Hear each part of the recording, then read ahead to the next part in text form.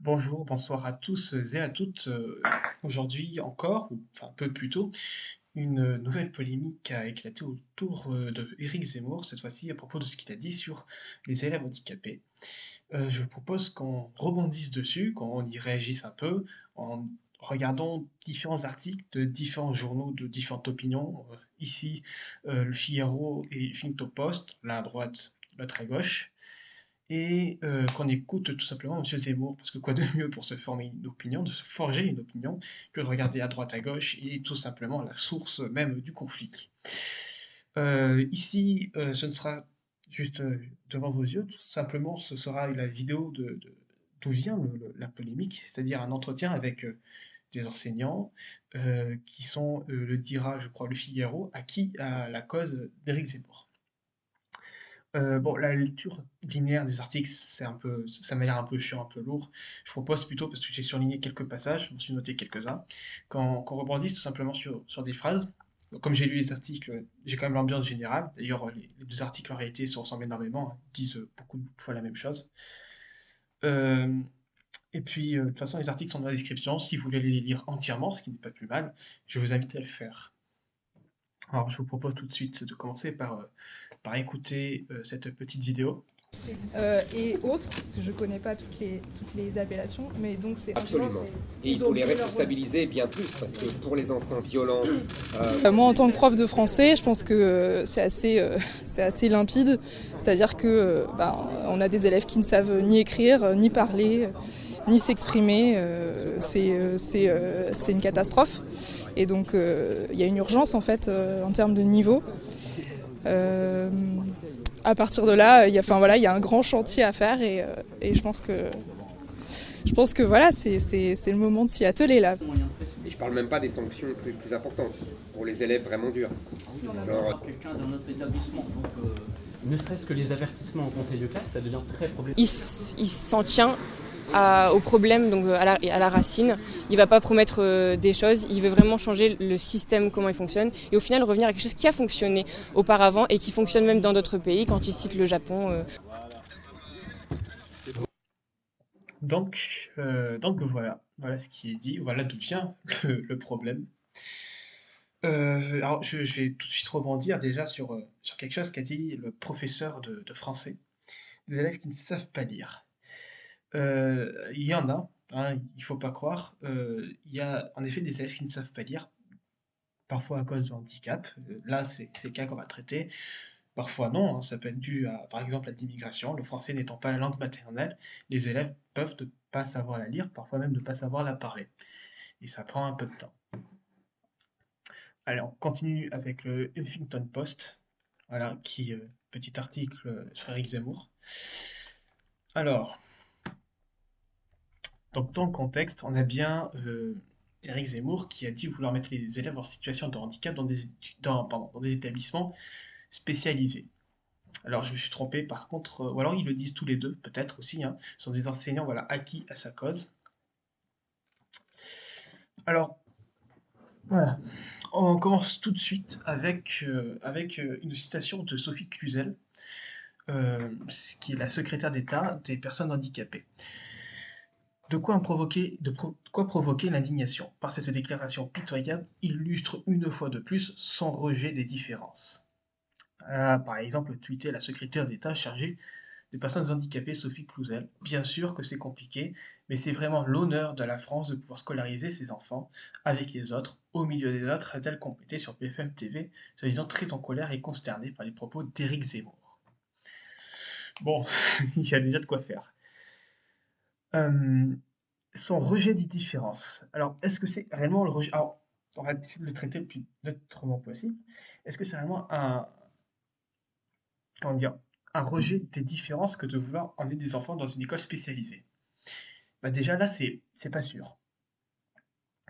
Vouloir mettre un enfant handicapé dans une école spécialisée. L'école spécialisée, c'est une école qui est justement faite pour traiter les élèves handicapés, donc des élèves qui ont parfois plus de mal pour comprendre quelque chose, pour progresser dans les matières, dans les cours. Vouloir leur permettre d'avoir un accès dans ces écoles-là, est-ce vraiment les rejeter? ou est-ce que c'est pas plutôt leur donner une possibilité d'avancer, tout simplement? J'ai un exemple pour ça. Quand j'étais encore en primaire, un élève de ma classe qui s'appelait Julian, avec un A, Julian en espagnol, euh, était également, il avait un trouble, ou enfin je sais pas comment ça s'appelle, une maladie mentale, il était handicapé. C'était le cas. Il avait une aide d'ailleurs qui s'appelait Anne, qui le suivait tout le temps. Mais ça ne l'a pas empêché. En fait, il travaillait pas. Il était complètement fan de l'univers de Mario. Il dessinait constamment sur son ardoise et impossible de le faire accrocher au cours. Et il ne savait pas lire non plus.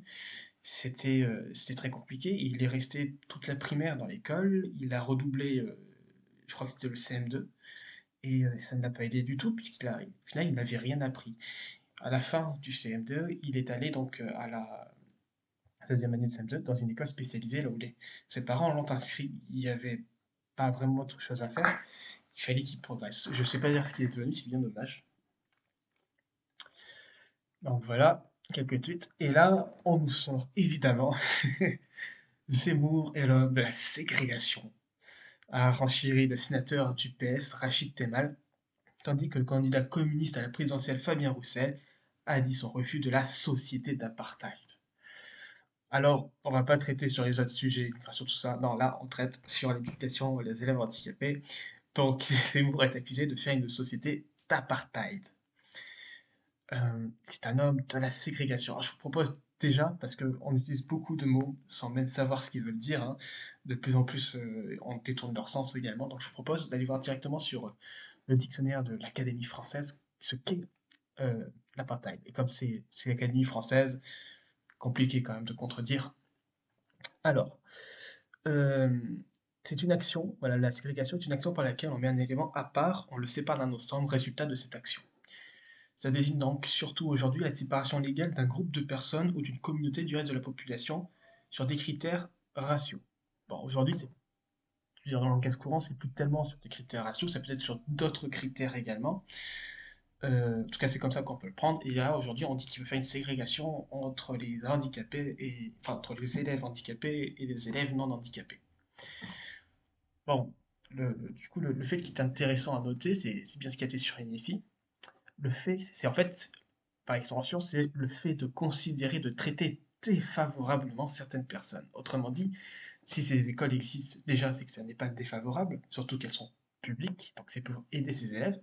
Et donc vouloir mettre les élèves qui sont handicapés, qui n'arrivent pas à progresser dans une école publique, comment dire, pour des gens qui sont dépourvus d'handicap, ça n'est pas du coup vouloir leur faire vouloir leur faire subir un traitement défavorable. On est d'accord, c'est leur faire subir, bah non, du coup, c'est plus subir, mais leur faire bénéficier d'un traitement favorable. Donc, déjà, là, ça n'est plus un apartheid. Euh, et c'est pas en prenant le parti de Zemmour que je dis ça. C'est simplement que ces écoles existent déjà, ces écoles existent depuis longtemps. Des élèves, plein d'élèves d'ailleurs, ils sont constamment pour apprendre, pour se développer. Donc c'est quelque chose qui est favorable pour ces élèves et qui leur permet de progresser. Bon, il y a évidemment quelques comment dire, contre-arguments qui vont nous être posés dans les articles et on va les lire et on va essayer de réfléchir dessus. Donc voilà, on a évidemment comment ça s'appelle, les tweets des personnes concernées qui sont affichés. Jean-Luc Mélenchon, Zemmour veut exclure les élèves en situation de handicap de l'école commune. Donc, l'opposé, hein, comme il se décrit, l'opposé de Zemmour, normal qu'il essaye de faire un peu de bruit. Et comme en politique, de toute façon, ça se fait, on défend toujours un peu. Parce qu'on a vu du coup que ça n'est pas ce que Zemmour dit. Et on va le voir. Alors, qu'est-ce que j'ai foutu? D'accord. Euh, voilà. Pardon. Mais bon, passons. Donc, ségrégation à tous les étages, donc c'est souvent ce qu'on va retrouver, hein. Il est beaucoup traité par beaucoup de monde de vouloir faire une ségrégation et de vouloir s'attaquer aux élèves. Voilà, on le retrouve juste ici avec Marine Le Pen. Ce qui est intéressant ici, c'est Damien Abad qui dit nous devons avoir l'obsession de l'inclusion. l'obsession de l'inclusion, on y reviendra plus tard, j'imagine, sur l'article du Figaro. Avant tout, on va descendre sur Madame Le Pen. Rivale d'Éric Zemmour, à l'extrême droite, Marine Le Pen a de son côté fustigé une ligne rouge, un jugement impardonnable de s'attaquer aux enfants fragilisés par un handicap. Voilà, choisir la brutalité systématique comme projet politique est déjà contestable. Mais s'attaquer aux enfants fragilisés par un handicap, c'est une ligne rouge et c'est impardonnable. Bon, s'attaquer réellement aux enfants handicapés, on a vu tout à l'heure avec... on a vu tout à l'heure, on essaie d'y réfléchir un peu, on va continuer d'y réfléchir. Bon, Éric Zemmour a donc, après tout ça, dénoncé un faux procès et fait une vidéo qu'on essaiera de consulter juste après. Bien sûr, il y a des cas où le fait de mettre un établissement dans un, pardon, le fait de mettre dans un établissement ordinaire est une bonne chose, ça, car ça leur permet de progresser, de se socialiser. Et puis, il y a d'autres cas réels, plus nombreux, qu'on ne le dit, où c'est une souffrance pour ces enfants. Waouh, pardon, j'ai eu un gros bug, j'ai eu n'importe comment. Donc, plus nombreux qu'on ne le dit, où c'est une souffrance réelle pour ces enfants. Donc, de toute façon, on reprend le cas de Julien, mais là, ça serait plus intéressant quand même d'avoir de vrais chiffres, et plus intéressant comment ça s'appelle, que des médecins qui en parlent, que des spécialistes qui en parlent, parce qu'on a vu ce que ça faisait des spécialistes qui nous parlent de la crise Covid, peut-être des parents qui en parlent.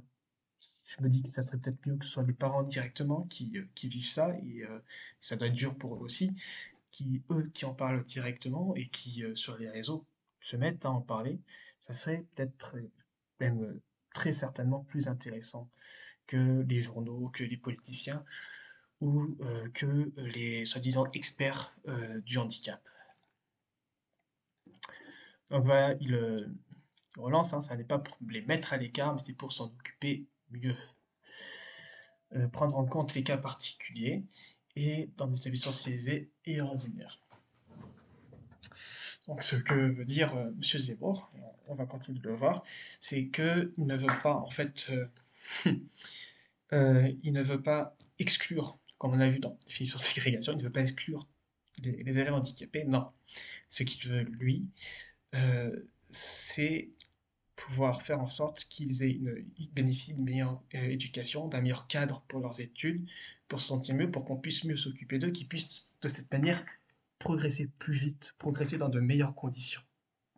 Et donc pour ça, prendre en compte des cas particuliers. On le verra, et ce sera dit également, il y a évidemment des élèves handicapés, hein, oui, handicapés moteurs aussi, mais là ça c'est autre chose, qui s'en sortent très bien à l'école, qui même écrasent tous leurs camarades, et il y en a d'autres. Alors ici, on a vu que M. Zemmour disait que c'était voilà, plus nombreux, je ne sais pas, donc je ne prends pas parti, c'est possible, peut-être. Mais dans tous les cas, il y a bien des enfants qui s'en sortent mieux et des enfants qui s'en sortent moins. Donc, il y a évidemment quelque chose à faire de ce côté-là, plutôt que de les laisser comme ce pauvre Julien dans l'école, où de toute façon ils ne progressent pas et ils ne savent pas lire alors qu'ils ont déjà 10, 11 ans. Certains politiciens sont allés jusqu'à faire croire que je voulais exclure les enfants handicapés des écoles ordinaires. Vouloir tous les traiter de la même façon n'efface pas les inégalités. Ça, je trouve que cette phrase est très intéressante. À vous de juger, hein, à vous de vous questionner. Voilà, donc l'article est fini. Il est dans la description si vous voulez le lire en entier, pas seulement les passages sur ligne, ce que je vous encourage à faire. On peut peut-être passer maintenant au Figaro. Alors, quand même, combien de temps ça fait? Enfin, voilà, donc on peut reprendre avec. Alors, on continue sur la réaction de Tracy, Madame Hidalgo. Madame 4%. Donc, la secrétaire d'État chargée du handicap, Sophie Cluzel, on revient dessus. Quand je vous ai dit que les deux articles disaient beaucoup la même chose, hein, ils se répètent, les deux se répètent, en même temps, il n'y a pas grand-chose à dire, ils reportent surtout les paroles des différents politiques et de M. Zemmour. Donc, une déclaration pitoyable, très en colère, vision. Ça, c'est celui-là qui était très intéressant dans cet article, hein. Je trouve quand même un peu plus complet, il met un peu plus de choses. Figaro. C'est une vision misérabiliste et excluante. Voilà. Mais c'est l'honneur de la France, et on a dit qu'on reviendrait sur cette phrase. Bien sûr que c'est compliqué, mais c'est vraiment l'honneur de la France de pouvoir scolariser ses enfants avec les autres, au milieu des autres. Alors, est-ce vraiment l'honneur de la France de scolariser ses enfants avec les autres pour qu'ils puissent sociabiliser? Bon, bref. Bon, bah, pas sûr. Euh, je vais vous dire pourquoi, ce que j'en pense après. Euh, Déjà, une vision misérabiliste. Absolument pas. Dire, on dit qu'on est tous pareils. Quelque part, on est tous pareils, on est tous des humains. Mais il y en a qui n'ont pas de chance, il faut le dire, qui vivent avec quelque chose en plus. Je parle du chromosome, quelque chose en moins. Et ça les rend handicapés. Ça les rend handicapés, bon, peut-être pas toujours à vie, mais souvent ça les rend handicapés à vie et ça ne leur donne pas forcément une avance sur les autres élèves. De le dire, ça c'est une vérité, on ne peut pas le nier. Donc de dire que c'est une vision misérabiliste, que d'un côté il y a des enfants qui n'ont pas de retard parce qu'ils n'ont pas de handicap, et d'un autre côté des enfants qui ont un handicap qui les met en retard, ça voudrait dire que avoir un handicap ou reconnaître le handicap de certains enfants est misérabiliste, que l'handicap est misérable.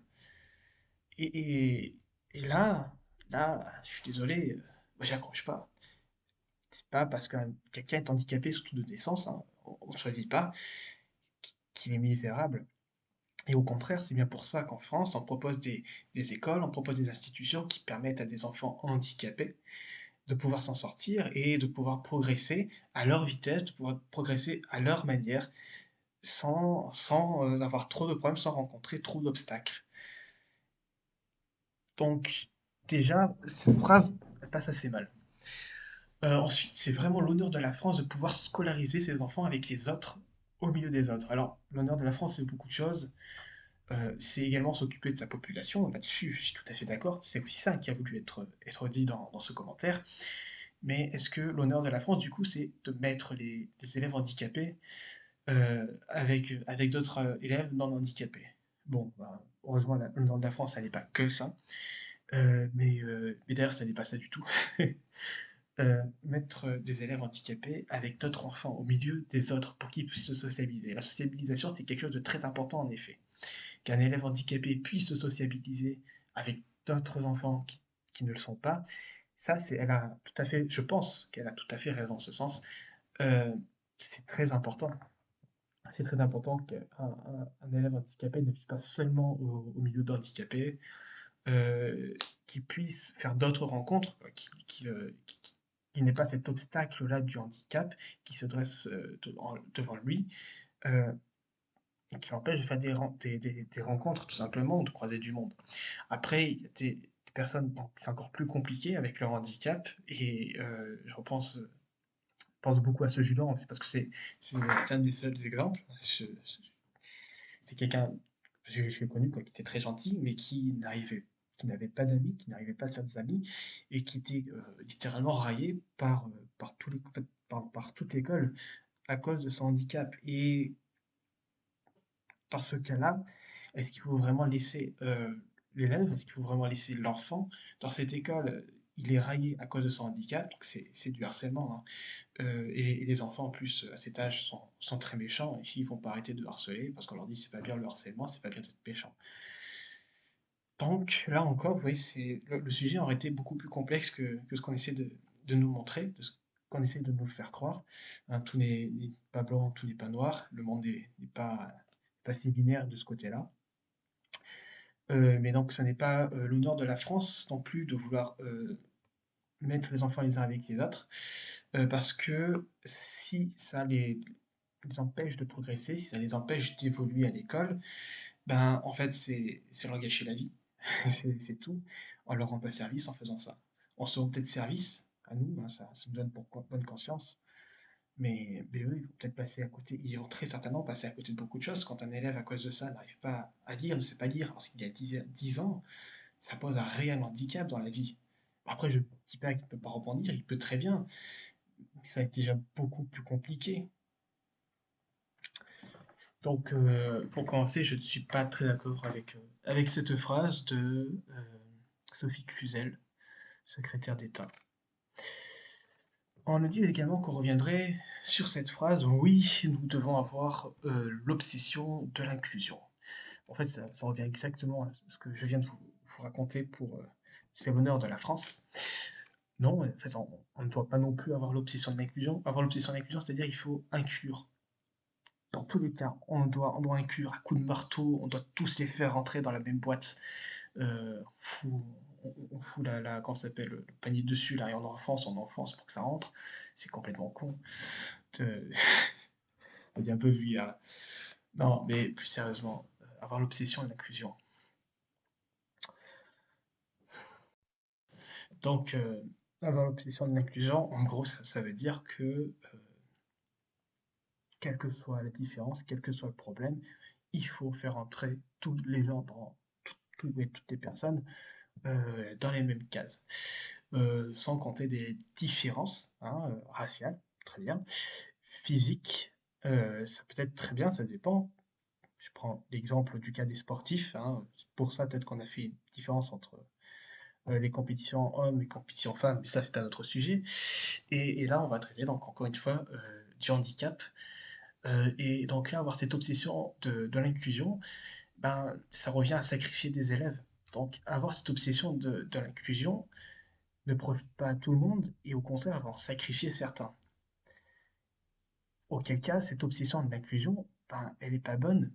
Elle va sacrifier des personnes pour, comme le dirait Psychodélique, ses points ses points de vertu. Euh, et donc, est-ce que franchement, avoir l'obsession de l'inclusion, comme le dit euh, Damien Abad, qu'on ne connaissait pas, euh, est-ce réellement quelque chose de souhaitable? Ah, je vous pose la question, après c'est à vous de réfléchir, hein. Je suis là pour essayer de vous donner mon opinion, et puis à vous de réfléchir dessus. Mais je ne pense pas, donc dans mon avis, je ne pense pas, parce que là, avoir l'obsession de l'inclusion, c'est forcément inclure l'élève handicapé dans des études qui ne lui correspondent pas forcément, dans un environnement qui ne lui correspond pas et où il aura du mal à progresser, voire où il ne progressera pas. Donc c'est empêcher un élève de progresser pour qu'il puisse se retrouver avec d'autres élèves. Je ne pense pas que ce soit une solution, monsieur, monsieur le député. Donc on revient encore une fois à Madame Le Pen, société d'apartheid. Et notre très chère Pécresse, mois prochain, c'est plus d'inclusion pour les enfants fragiles. Comme à peu près du coup tout le monde, parce qu'on a vu que tout le monde s'est opposé à...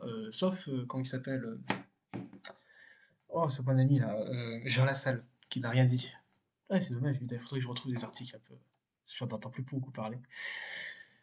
Bon, donc elle veut se démarquer un peu et dire moi je suis Valérie Pécresse, je suis la droite, je m'oppose à Zemmour, mais je m'oppose à tout le monde, je suis celle qui va nous sauver.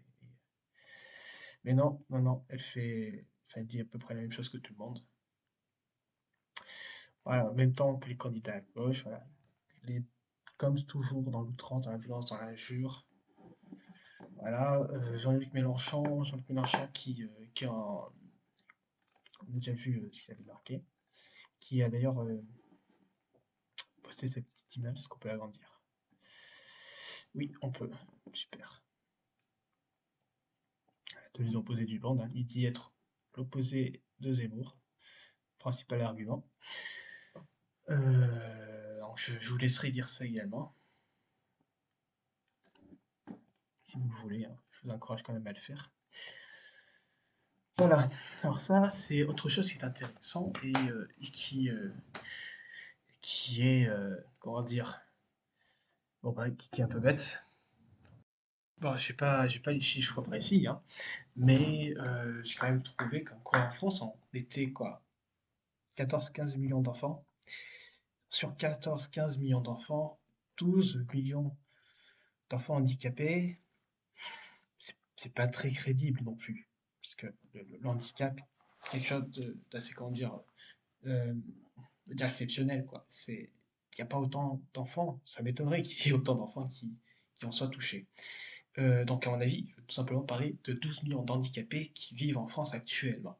Mais ces 12 millions ces 12 millions, pardon, d'handicapés, de personnes handicapées, d'ailleurs tel qu'il le dit lui-même, hein, il ne dit pas des élèves, il dit bien des personnes handicapées, ce ne sont pas tous des élèves. Et comme là, le sujet traite des élèves, euh, ce, ce bonhomme-là, l'élu local LREM, et non-voyant, mais ça, on s'en fout, ça n'a rien à faire dans l'article. Ça, c'est-à-dire ça ne fait aucunement réponse aux propos de ce Zemmour, aucunement réponse à la polémique, puisque il déforme un propos, hein, puisque le propos initial traite des enfants handicapés, pour l'appliquer donc du coup à l'ensemble de la communauté handicapée de France, ça perd du coup tout son sens. Voilà, je ne vois pas vraiment comment du coup on peut traiter comment est-ce qu'on peut traiter ce commentaire. Bon, donc il veut expliquer effectivement sa vision d'un problème grave. On va voir tout de suite sa vision d'un problème grave. Alors juste avant, on va quand même dire ces quelques mots. Donc, si les enfants handicapés sont aussi maltraités par l'éducation nationale, c'est en grande partie à cause de l'idéologie égalitariste, a-t-il regretté, avant d'ajouter: vouloir traiter tous les enfants de la même façon n'efface pas les inégalités, cela les aggrave et peut-être les rend irréparables. Ce qui est très intéressant et ce qui, selon tout ce que j'ai pu vous dire, donc selon ce que je pense jusque-là, est évidemment tout à fait vrai. Vouloir traiter tous les enfants de la même façon n'efface pas les inégalités. Ça, on le voit avec tout type d'inégalité à l'école. Euh, Cela les aggrave et peut-être les rend irréparables. Et comme quand on a pu le voir, comme on a pu le discuter, donc quand on a pu le discuter, pas vraiment du coup, puisque je suis un peu seul derrière mon ordinateur, mais comme j'ai pu vous le dire, comme vous avez pu le réfléchir, euh, si on traite tous les enfants, on va se répéter, mais c'est pas grave, tous les enfants de la même manière, ainsi que puisque c'est le sujet des handicapés de la même manière, ben, ceux-ci ne sont peut-être pas faits pour une même éducation, ceux-ci vont peut-être prendre du retard parce qu'ils n'ont pas les mêmes capacités qu'un élève qui n'est pas handicapé, d'où d'ailleurs la dénomination de handicap. Donc finalement, ça ne reviendrait qu'à les retarder, à les empêcher de progresser, et au final, comme j'ai pu vous le dire, à les sacrifier. Sur quel point je suis tout de même assez d'accord avec M. Zemmour, qui donc veut multiplier et renforcer les solutions alternatives à l'école afin d'offrir aux enfants un accueil digne de la mission universaliste de la France. Voilà, je vous propose désormais qu'on aille écouter le message d'Éric Zemmour qu'il a donc fait pour répondre à cette espèce de méga bad buzz, parce qu'il y a eu le méga bad buzz, de ce qu'il a dit, avec la polémique, les journaux qui ont commencé à gratter du papier, et les politiques qui ont répondu, et dans le besoin du coup de faire passer une réponse, euh, sur sa chaîne YouTube, donc il a enregistré une vidéo qu'il nous adresse. Bonjour à tous. Je veux m'adresser à tous les parents d'enfants handicapés. Hier, dans l'Aisne, je rencontrais des professeurs pour parler de l'école. Une d'entre elles me disait la souffrance des enfants handicapés qu'elle avait dans ses classes. Je lui répondais que l'obsession de l'école dite inclusive leur faisait parfois beaucoup de mal lorsque l'enseignement n'était pas adapté pour eux. Ces propos ont été détournés. Certains politiciens sont allés jusqu'à faire croire que je voulais exclure les enfants handicapés des écoles. Donc ça, par exemple, on a pu le voir, je ne sais plus qui disait que il voulait exclure les élèves, puis notre très cher LREM non-voyant, qui a rajouté qu'il voulait exclure 12 millions de personnes en France, que celui-ci, par contre, était totalement hors contexte. On a pu le voir. École ordinaire. Quel mensonge et quelle hypocrisie. Heureusement, vous êtes nombreux, chers parents d'élèves, à avoir compris mon propos parce que c'est précisément la vision que vous défendez depuis longtemps et encore plus nombreux à m'avoir apporté vos témoignages tout au long de la journée. À tous les autres, je veux parler directement. Je veux vous expliquer ma vision d'un problème grave et qui appelle des solutions intelligentes et généreuses, loin de toutes les hypocrisies du politiquement correct. Tout d'abord, Si les enfants handicapés sont aussi maltraités par l'éducation nationale, c'est en grande partie à cause de l'idéologie égalitariste. C'est une idéologie hypocrite qui détourne l'égalité pour nier les cas particuliers, qui refuse de comprendre que chacun de vos enfants est unique et qu'il faut lui apporter la solution qui lui correspond. Vouloir tous les traiter de la même façon n'efface pas les inégalités. Cela les aggrave et peut même les rendre irréparables. Évidemment, dans certains cas, la scolarisation en milieu ordinaire est souhaitable. Elle est une chance et certains enfants handicapés font des miracles à l'école et dépassent leurs camarades par leur travail et leur intelligence. Mais d'autres fois, et c'est ce que des parents m'ont raconté avec tristesse, leurs enfants souffrent de cette indifférenciation. Ils souffrent de cette tyrannie de la normalité. Ils souffrent d'être différents et de ne pas avoir une école qui accepte leurs différences. Big up à toi, Julien, au cas où. Ils souffrent de ne pas avoir assez d'accompagnants pour les aider à progresser. Et leurs parents souffrent aussi. Ils prennent cela comme un échec. Ils ont peur de devoir porter cet échec toute leur vie et regrettent de ne pas avoir choisi un cadre scolaire adapté. Alors, dans les propositions, on avait lu dans Figaro, voilà ici, veut multiplier, renforcer les solutions alternatives à l'école. Bon, il y a également, ce qu'il va nous dire tout de suite, il va développer un peu ce sujet. Davantage d'accompagnants. Et pour cela, je veux faire de la profession d'accompagnant d'élèves en situation de handicap un emploi mieux valorisé et bénéficiant d'une meilleure formation sur les différents troubles. Je veux mettre fin à l'exil forcé en Belgique pour tant de familles qui ne trouvent qu'à l'étranger des structures adaptées à leurs enfants. Enfin, je veux en finir avec l'enfer administratif que vivent les parents pour obtenir des aides imparfaites. Sur ce sujet, comme sur tant d'autres, on me fait un faux procès parce que... Voilà, le fameux faux procès, donc, qui va accuser ses ennemis politiques, puisque maintenant il s'agit bien de ça, de vouloir le descendre. Également ce passage qui peut être écouté. Que je suis leur meilleur défenseur. Les parents me disent que leurs enfants ont besoin d'être regardés, écoutés pour ce qu'ils sont, différents, uniques, irremplaçables, et non considérés comme des statistiques ou maltraités comme si leur handicap n'existait pas. Là, c'est intéressant ce qu'il dit. Il faut, si ça vient vraiment des parents, ce qui peut être le cas, ou peut-être pas, on n'en sait rien. Euh, mais ça reste très intéressant. Il faudrait que, donc encore une fois, que ce ne soit pas les politiciens ou les pseudo-savants du handicap qui y répondent, mais que ce soit directement les parents qui viennent, encore une fois, s'exprimer et dire vraiment ce que l'enfant pense. Enfin, pas ce que l'enfant pense, non, c'est pas ce que je voulais dire, excusez-moi. Dire comment eux le vivent, ce que peut leur apporter l'enfant, et si possible que l'enfant lui-même explique comment il le vit et ce qu'il voudrait. Il n'y aurait pas mieux que ça pour comprendre comment peut le vivre un enfant. Il n'y a pas mieux. Bon. Donc voilà, vous pouvez faire retourner dans les commentaires ce que vous en pensez. Première vidéo, donc si vous avez, je sais pas, des petites astuces, ou beaucoup, surtout des commentaires, comme c'est la première vidéo, sur qu'est-ce que je peux améliorer, qu'est-ce que je peux mieux faire. Si vous pensez qu'il faudrait un autre micro aussi, déjà, mais plus crucial encore, euh, des informations sur la vidéo. Est-ce que je parle trop? Est-ce que c'est pas assez pertinent? Est-ce qu'il faudrait que, je sais pas, par exemple, que j'écrive, comment dire, que je note mieux les arguments que je prévois de développer, que je les développe mieux déjà sur papier afin de pouvoir vous les exposer. Certainement aussi qu'il faut que j'organise plus le développement. Parce que je reconnais que ça n'était pas trop fait, mais c'était fait un peu sur l'urgence. Je me dis, ouais, bon, j'ai commencé à faire des petites réacts comme ça sur YouTube. Je me suis dit il y a 2 heures, 3 heures. Bon, donc ça, de toute façon, je sais que c'était un point à améliorer.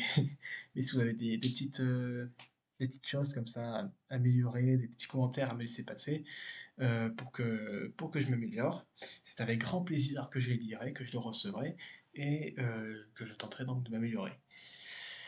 Sur ce, je vous encourage à lire ces articles par vous-même. Je vous encourage à écouter ce qu'en dit chacun, hein, que ce soit Zemmour, que ce soit les autres, afin d'avoir une vision globale du sujet et de pouvoir vous en faire votre propre opinion.